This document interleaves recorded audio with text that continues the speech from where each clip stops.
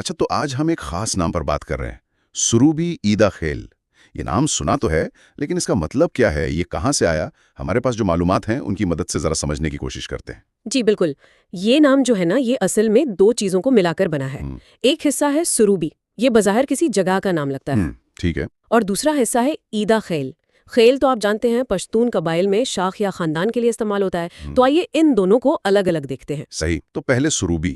جو معلومات ملی ہیں وہ کہتی ہیں کہ یہ نام صرف ایک جگہ نہیں، افغانستان میں بھی ہے، پاکستان میں بھی۔ یہ تو دلچسپ بات ہے۔ جی ہاں بالکل، افغانستان میں دیکھیں تو کابل صوبے میں ایک پورا ضلع سروبی کے نام سے ہے۔ بہت اہم علاقہ ہے، کابل جلال آباد جو مرکزی شاہراہ ہے نا، اس پر واقع ہے۔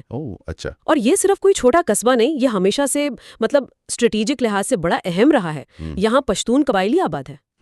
اور یہ ایک اور سروبی بھی ہے افغانستان میں، وہ پکتیکا صوبے میں ہے۔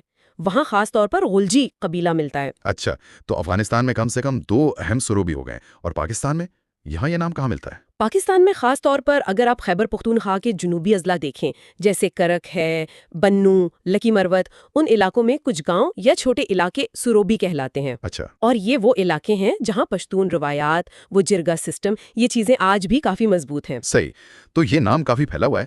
اب آتے ہیں دوسرے حصے پر، عیدہ خیل۔ آپ نے کہا خیل کا مطلب خاندان یا شاخ ہے، تو عیدہ خیل؟ جی، خیل کا مطلب ہے کسی مشترکہ بزرگ سے نکلی ہوئی نسل یا خاندانوں کا گروہ۔ تو عیدہ خیل کا مطلب ہوا عیدے کی اولاد۔ عیدے کی اولاد، جی، یعنی کوئی بزرگ ہوں گے جن کا نام عیدے تھا، اور یہ قبیلہ یا ذیلی شاخ اپنا تعلق ان سے جوڑتی ہے۔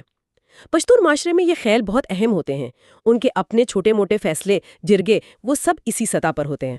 تو یہ صرف ایک نام نہیں، ایک طرح کی سماجی اور آپ کہہ سکتی ہیں انتظامی اکائی بھی ہے؟ بالکل بالکل، مقامی سطح پر ان کا بڑا کردار ہوتا ہے۔ اچھا، اب اگر ان دونوں کو جوڑ دیں ہم، سروبی عیدہ خیل، تو اس کا مکمل مطلب کیا بنا؟ کیا یہ کسی خاص سروبی علاقے کے عیدہ خیل ہے؟ ہاں، ایسے ہی سمجھیں۔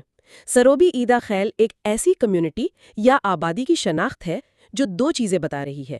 ایک تو ان کا تعلق عیدہ خیل شاخ سے ہے، اور دوسرا ان کا جغرافیائی تعلق کسی سروبی نامی جگہ سے ہے۔ ٹھیک۔ اب وہ جگہ افغانستان والی سروبی بھی ہو سکتی ہے، کابل یا پشتوگاؤں والی، یا پھر پاکستان میں خیبر پختونخوا کا کوئی سروبی گاؤں۔